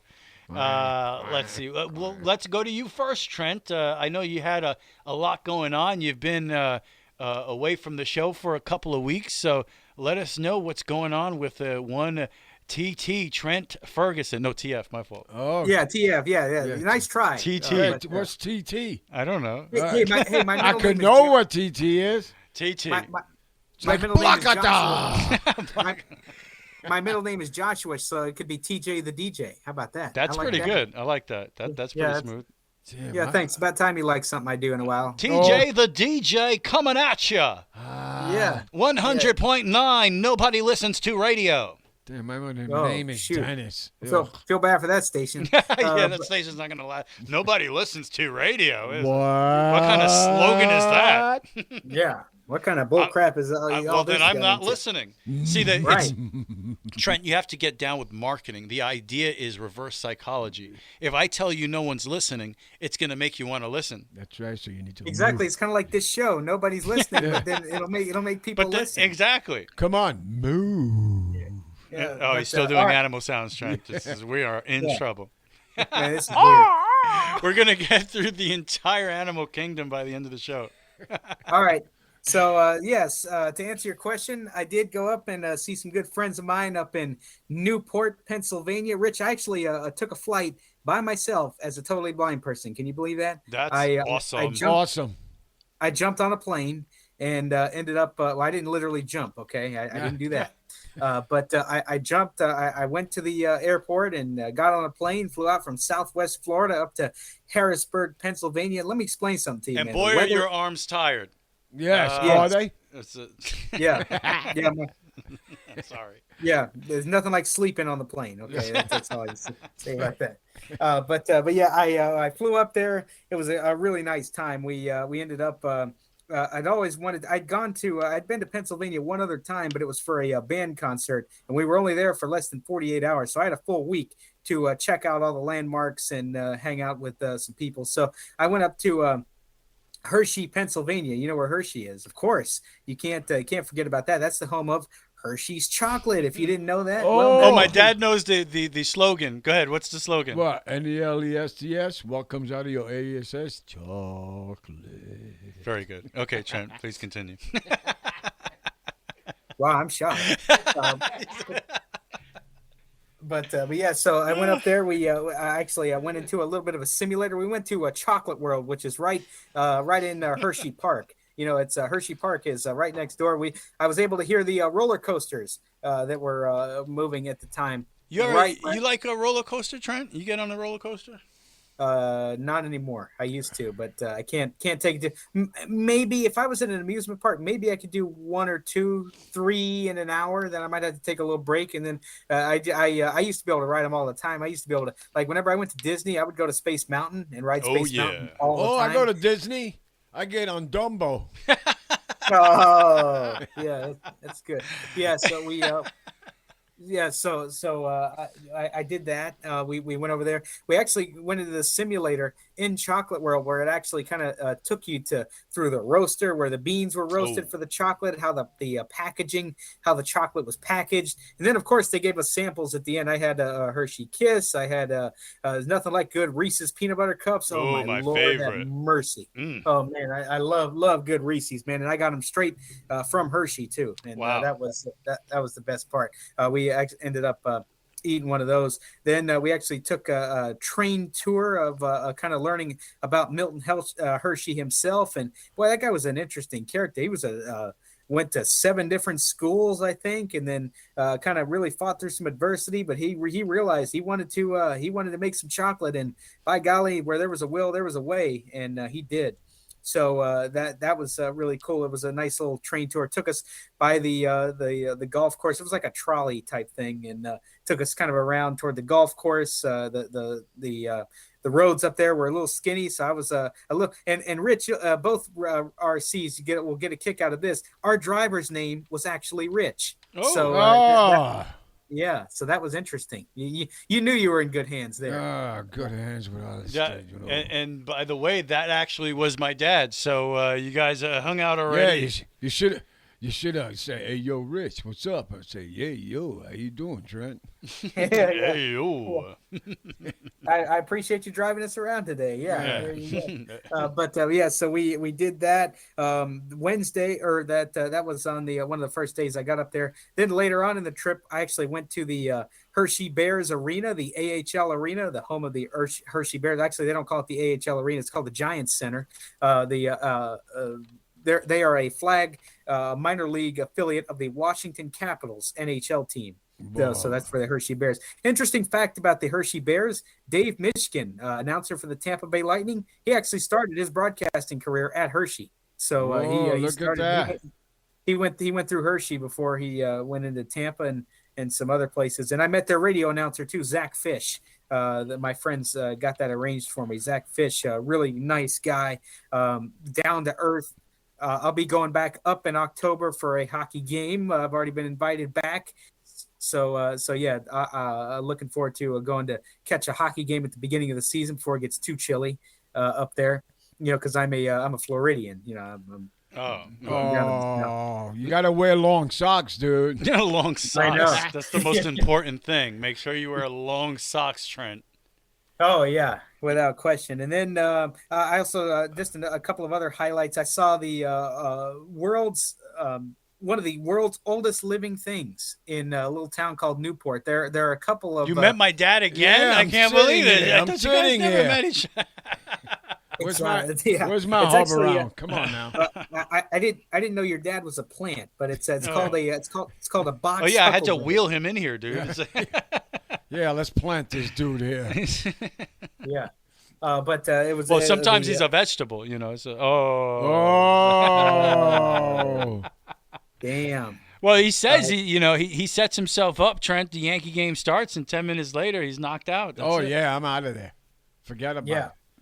So, but what the box huckleberry is kind of like a plant. It's like a ground covers. It's got like a flower on it, and there are several in and around the Hershey area. I think there may be some closer to Philly. I can't remember off the top of my head, but yeah, I get a chance to see that. I want to get my picture in front of it, but there were so many weeds that grew up kind of around the area. They need to cut that grass, man. What's up with that? What's the matter I didn't with get a these chance to catch that, but then we ended up kind of just seeing some hidden gems in the area. So needless to say, it was a fun vacation. The weather was hot, but it was less humid up in Pennsylvania than it is down here, I should say, in the Sunshine State. So that was welcoming, but it was still hot enough. I was still in the 90s. I looked one day, there was like a 3-degree difference between where I was in Pennsylvania and where I live in Central Florida. So that's is interesting in itself. But I noticed the culture.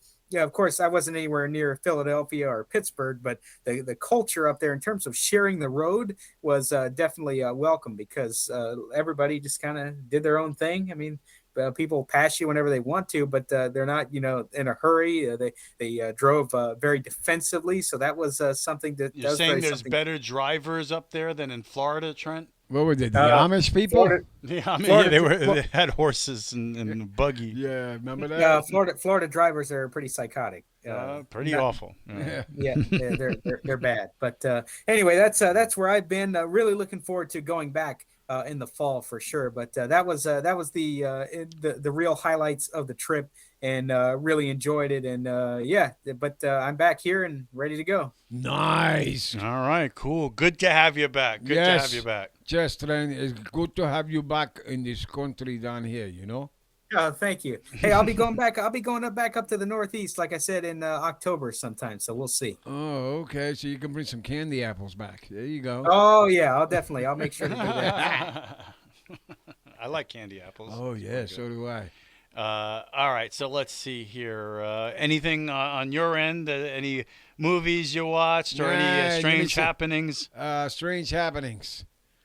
I was on one side of Publix, and the other guy was on the other aisle. All I heard was Harley Davidson walking by. I said, "What incarnation?" You heard a Harley Davidson motorcycle walking by? Yeah, and the little kids were running out the aisle. I guess how bad it smelled.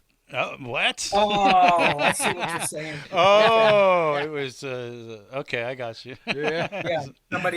Somebody had a flatulence issue. Hey? Oh hell yeah! And I'll never use my phone in the bathroom. I'll tell you that right now. That was one of the greatest moments, Trent. Me and my dad were in the movies, and it was a very quiet. Oh my God! Moment in the film, and I mean, I forget what movie it was, but the place was packed, and the sound of the film got really quiet. And all of a sudden, you heard someone just rip one super loud. It sounded, it was so loud, and it echoed throughout the theater. And like I said, the theater was super quiet. It was a dramatic moment in the film. The entire auditorium in unison started laughing. Yes. And we were watching a serious movie. Yeah. It was like a serious, dramatic moment. And then you hear the guy just rip one. echoes through the theater, and everyone just starts laughing. And then we're walking out. The movie ends, and no one's talking about the movie. Everybody's talking about the guy that farted. Did you hear that? Yeah. Did you hear it? That was pretty good there. Everybody was still laughing about it. So, and I'll never forget that. That was one of the greatest days of my life. Yeah, then we walked by that guy. Everybody's going. I just love. I thought it enhanced my movie experience. It was definitely pretty great. Well, a couple of things for me. We celebrated Sharon's birthday. Went out to dinner. There you go. Yes. Had some. Yeah, where'd you guys go? We went to a Italian restaurant, Joe's Pizza. That's right, Joe's Pizza. Awesome. Joe's New York, I guess. Joe's New York Joe's restaurant. New York, yeah. That's what it was called. Yeah, but had some Italian food. Was good. It was really good, actually. Oh yeah. What do we have? Sausage and peppers. Yeah, some sausage and peppers, chicken parm, some pizza, some cheesecake. Oh my God. Cannoli. A cannoli. The whole thing. So it was cool. Went out there, celebrated my wife's birthday, and then we celebrated by getting a puppy. Oh, isn't that great? So that's Dog City. That's been pretty, yeah. That's been fun, pretty exciting. I would say that the best part about it so far is walking them. That's the really cool part, like walking together, kind of being in a pack. And you see Freya, who's the older dog, she takes the lead. And, sometimes in the past she would meander, but now she's like shot out of a cannon because she has to be ahead of everybody. And it's just cool to see. So I'm really enjoying the walks with the dogs. And one thing I'm really excited about with the puppy, he's Odin, right? These are Norse gods. Yes. Odin, king of the gods, and, of course, Freya, goddess of love, Odin's wife, the whole thing. So I have Odin and Freya. One cool thing that I'm really excited about is Odin seems to love water. It is the most hilarious thing. I'll spray the hose in a direction, and he'll just chase it, go crazy. And he's flipping around, and he's rolling all over. And his body's not fully developed yet. Seems like his legs are longer than his body, so he'll start running, trip over his legs. It's super cute. But yeah, he starts jumping around when I spray the hose, and you see these videos of these dogs that love the water, Yes. and they jump in the pools and stuff. So back when Freya was younger, we went out and bought a doggy pool, got it in the backyard, filled it with water, and Freya just looked at it, and turned around and walked away. We're like, well, that was a waste of money. Yeah, he threw the dog in my pool. Oh, remember I threw Freya in the remember water? that? Yeah, that was pretty funny. Holy mackerel. Yeah, she could not wait to get out of there. She was, that was a pretty funny Yeah, moment. Rich had some good scratches on him. Oh, yeah, I was trying to hold her, and she ripped into me good. Yeah, I had a really good scar across my chest. Healed up pretty good, but No, I threw my dog in the water, and then she just turns around, walks away, and looks at me like, go to sleep, because I'm going to get you. What? But yeah, we got the doggy pool for Freya. Right. And so many things. Freya just, I don't know, she's not into toys and stuff, right? She kind of grew out of that real fast. So we had bought her so many chew things that she'd look at, for maybe carry for a second, and then just waste of money, goes into a box. This dog loves everything. He's chewing everything that was meant for Freya that she didn't use. Yeah. He's getting a kick out of right now. And there's no doubt when we get that doggy pool out there, he's going to be jumping in there and being a nut job. So we're pretty maybe pumped you up should about get it. in the pool. Then, both of them would get in. Oh, yeah. I mean, we might bring him over to your pool one day if he's really into it. I'll make sure I'm not there when you call. I think Freya will definitely not go in, but he might be the type that jumps in the pool. Oh, he seems my like goodness gracious. He's going to be huge. I mean, like I said, Freya's 60 pounds now. When you look at him, you see his paws are really big. He's a puppy, and his paws are already bigger My than Freya's wife saw paws. that picture and saw his paws. She told me, that dude is going to be big. So, who knows how big he's going to end up being. I'm hoping he gets up to 80 pounds, something like that. We'll see. Yeah, he might need a new saddle or something to put on the door. But he's going to be a big boy. Right now, he's little. He's delicate. He's adorable. So I'll just treasure the moments now where he cuddles up next to me. How are you going to dress him on Halloween? Maybe a dinosaur or something. Who knows? But he's adorable. He's fun. And I can't play with the pool with him yet because he just got neutered, so he can't get wet for till Wednesday, which is long overdue. Oh, when he gets older, he'll be pissed. But as soon as he can get a bath, we're gonna experiment with the doggy pool and see how that goes with You him. gotta film that, dude. Yeah, so that's been fun. That's been really great. A cool experience getting a puppy in the fold, 2 doggies. It's a madhouse, but it's a lot of fun. And the Russo brothers directed a lot of Marvel films.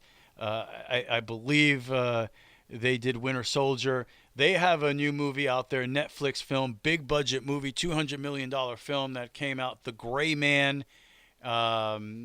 Chris Evans, Ryan Gosling. In the film, of course, Chris Evans played Captain America. Captain America. In The Gray Man, he's actually the villain. And when you see it, people were comparing it to James Bond and $200 million budget, action-packed.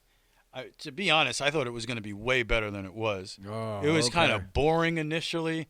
There was action, but it just didn't connect with me. I just didn't like it that much. Oh, it's like walking in slow motion, right? Not exactly, Oh, but okay. it was hard to get through, honestly. Oh, so I'm not going to get to that then. Well, you might like it just because I didn't like it. I mean, you might dig it. But there are lots of explosions and action. Oh, I like fights. explosions. Yeah. So I think you might like it. Yeah. I like lead. For me, it just I don't know. I really didn't dig it much. Finished real quick Resident Evil Netflix series. I really liked it. I thought it was cool, and I'm not sure if it got renewed for a season 2. But if it is renewed, I am all in, brah. All in. You know what I'm saying? In, baby. Like in. Like Flynn. In like Flynn. In. Do you know Flynn, you know? In like Flynn. Oh, like, you know, I'm in like, you know, that thing. Who's that? I don't know. I think that is a good sign that this is probably over. Oh, man, what a great show. A lot of fun. Thank you for returning to us, Trent. Way to go, Trent. A lot of fun. Hey, good to be back, guys, and we'll do it again soon. Now I can't hear anything. Oh, my ears. Holy mackerel. In the words of Bob Dylan, time is an ocean, but it ends at the shore. The Super Radio Brothers have reached the shore. See ya! Be safe, everybody.